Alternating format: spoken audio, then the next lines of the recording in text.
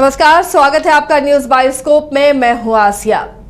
विपक्ष लगातार कोशिश कर रहा है कि किस तरह एनडीए को घेरा जाए और उसके लिए एक अच्छा मुद्दा था हमेशा जो ईवीएम पर सवाल उठते रहे हैं कि बैलेट पेपर से चुनाव कराए जाए। ईवीएम से चुनाव कराना कहीं ना कहीं साफ नहीं हो सकता है, निष्पक्ष नहीं हो सकता है, उसे हैक किया जा सकता है या उसमें ऐसे सॉफ्टवेयर का इस्तेमाल किया जा सकता है जिससे एक ही को वोट जाए। इस आशंका को दूर करने के लिए बैलेट पेपर ही सही होगा, लेकिन इस पर सुप्रीम कोर्ट का अहम फैसला आया है जिसके बाद विपक्ष पर हमलावर अब सत्ता पक्ष है, यानी बीजेपी अब विपक्ष पर हमलावर है।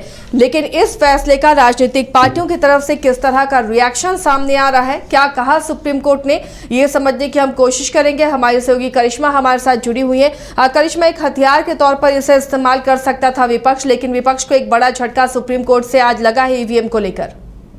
जी आसिया, भारत में जब से ईवीएम का इस्तेमाल होना शुरू हुआ है तब से विपक्ष जो है वो सवाल उठा रहा है। अगर हम बात करेंगे कि जब कांग्रेस की सरकार थी केंद्र में तब बीजेपी सवाल इस पर उठाती थी, और अब जब 10 साल से केंद्र में बीजेपी की सरकार है तब कांग्रेस सवाल उठा रही थी। और ऐसे में देखा जा रहा था कि आरोप प्रत्यारोप का भी सिलसिला इसको लेकर शुरू हुआ था। 24 अप्रैल को फैसले को सुरक्षित रखा गया था और ये कहा जा रहा था कि 26 अप्रैल को इसको लेकर सुनवाई होगी। आज सुनवाई हुई है तो विपक्ष को एक बड़ा झटका लगा है, जिसको लेकर कहीं ना कहीं झारखंड की सियासी सरगर्मी भी तेज हो गई है, क्योंकि लगातार ये कहा जा रहा था कि छेड़छाड़ किया जाता है ईवीएम मशीन के साथ। इसके साथ ये भी कहा जा रहा था कि बैलेट पेपर से यहाँ पर चुनाव करवाया जाना चाहिए, जिसको लेकर आज झामुमो की ओर से प्रेस वार्ता रखी गई थी और केंद्रीय महासचिव सुप्रियो भट्टाचार्य ने स्पष्ट रूप से कहा है कि चुनाव आयोग की कार्यशैली ठीक नहीं है। चुनाव आयोग को कई मुद्दों को लेकर अपनी आवाज को रखनी चाहिए, अपनी बातों को रखनी चाहिए। साथ ही यहाँ पर सुप्रियो भट्टाचार्य ने भी स्पष्ट रूप से यही कहा आसिया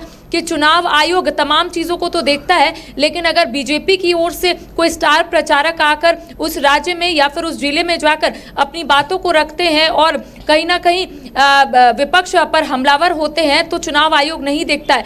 भ्रम की स्थिति फिलहाल बीजेपी फैला रही है। इसको लेकर उन्होंने कहा कि चुनाव आयोग इस पर नकेल नहीं कस रहा है। तो कह सकते हैं कि झारखंड मुक्ति मोर्चा के केंद्रीय महासचिव ने जमकर निशाना साधा है और उनका कहना है कि सभी लोगों को इंतजार था कि आखिर सुप्रीम कोर्ट की ओर से फैसले कब सुनाए जाएंगे। इसके साथ ही हम अपने दर्शकों को यह भी जानकारी दे देते हैं आसिया कि आखिर सुप्रीम कोर्ट की ओर से क्या कुछ आदेश दिए गए हैं। पहला यह है कि चुनाव ईवीएम से ही होंगे, बैलेट पेपर से चुनाव नहीं होंगे, क्योंकि बैलेट पेपर को लेकर लगातार सवाल उठ रहे थे कि बैलेट पेपर होना चाहिए ताकि निष्पक्ष तरीके से यहाँ पर चुनाव हो। इसके साथ ही दूसरा जो पॉइंट दिया गया है वो यही है कि नतीजे में जो भी उम्मीदवार दूसरे या तीसरे नंबर पर है और अगर उसे लगता है कि गड़बड़ी हुई है तो वो रिजल्ट घोषित होने के 7 दिनों के अंदर जांच करवा सकते हैं। ये भी आदेश दिए गए हैं। इसके साथ ही ये कहा गया है कि जांच इंजीनियर की टीम करेगी।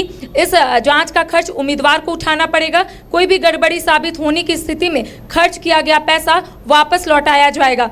और चौथा जो आखिरी पॉइंट है वो ये दिया गया है आसिया की वोटिंग के बाद ईवीएम को सील किया जाएगा और इसे 45 दिनों तक सुरक्षित रखा जाएगा।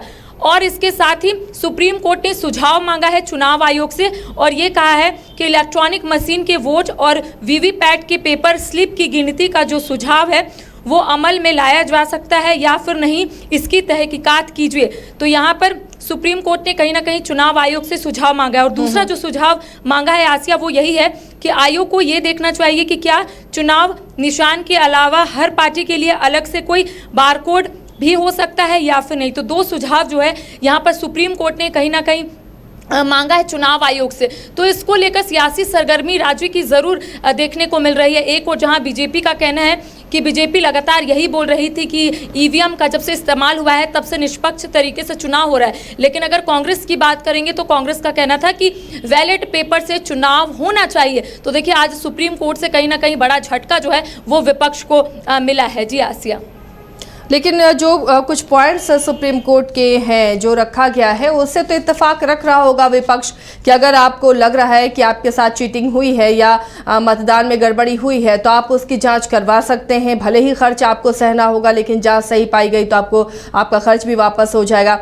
इसके अलावा ये एक अच्छा सुझाव है कि वीवीपैट से जो पर्ची निकल रही है और जो वोट है उन दोनों का मिलान हो तो उससे साफ हो जाएगा कि क्या वोट सही बटन जिस पर आपने दबाया है उसी को गया है या किसी और को गया है। तो ये रास्ते हैं, अब देखना है इस पर चुनाव आयोग अपनी तरफ से क्या पक्ष रखता है सुप्रीम कोर्ट में। बहरहाल इसे विपक्ष की तरफ से किस तरह का रिएक्शन दिखा करिश्मा?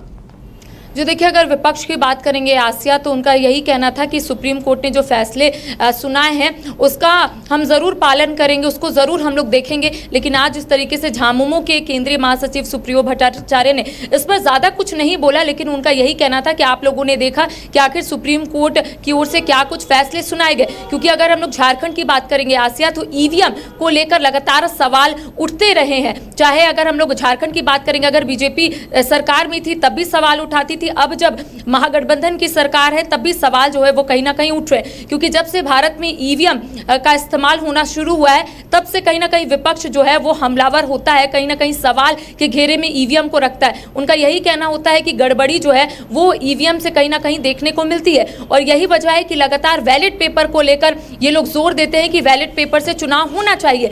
तो देखिए, अब जो यहाँ पर पॉइंट्स रखे गए हैं सुप्रीम कोर्ट की ओर से कि अगर जो दूसरे और तीसरे स्थान पर जो उम्मीदवार आते हैं, अगर उन्हें डाउट होता है, अगर उन्हें ऐसा लगता है कि गड़बड़ी हुई है तो वो जांच करवा सकते हैं। और इसके साथ ही उनका यह भी कहना था कि खर्च उम्मीदवार ही देंगे। तो कह सकते हैं कि अगर आने वाले समय में इस तरीके की गड़बड़ी को लेकर अगर विपक्ष सवाल उठाता है तो विपक्ष के हाथों में है कि वो जांच करवाए या फिर नहीं करवाए। क्योंकि यहाँ पर यह कहा गया है कि जो जांच करेंगे वो इंजीनियर की टीम रहेगी।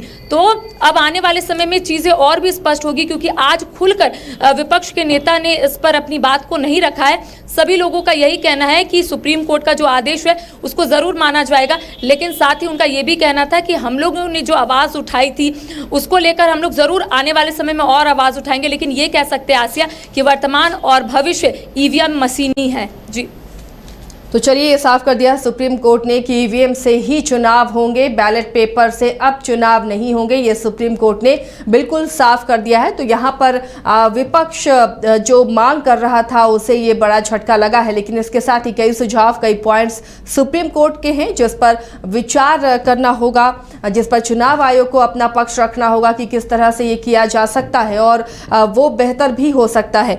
एलीट इंस्टीट्यूट, अगर आपके अंदर चाह है तो एलीट आपकी राह है। IIT हो या मेडिकल, आप चाहते हैं अपने आप को उत्कृष्ट दिखाना, आप चाहते हैं खुद को एक IITian के रूप में दिखना या मेडिकल के क्षेत्र में आगे बढ़ना, तो एलीट आपके लिए बहुत बड़ी ताकत के साथ आपके सामने है। आइए, खुलिए, बढ़िए, पहुंचिए। Elite institute. कमाल करते हो जी, बच्चे घूमने की इतनी जिद कर रहे हैं और तुम हो कि तुम्हें फुर्सत ही नहीं मिल रही। अब इतनी गर्मी में जाए तो जाए कहाँ?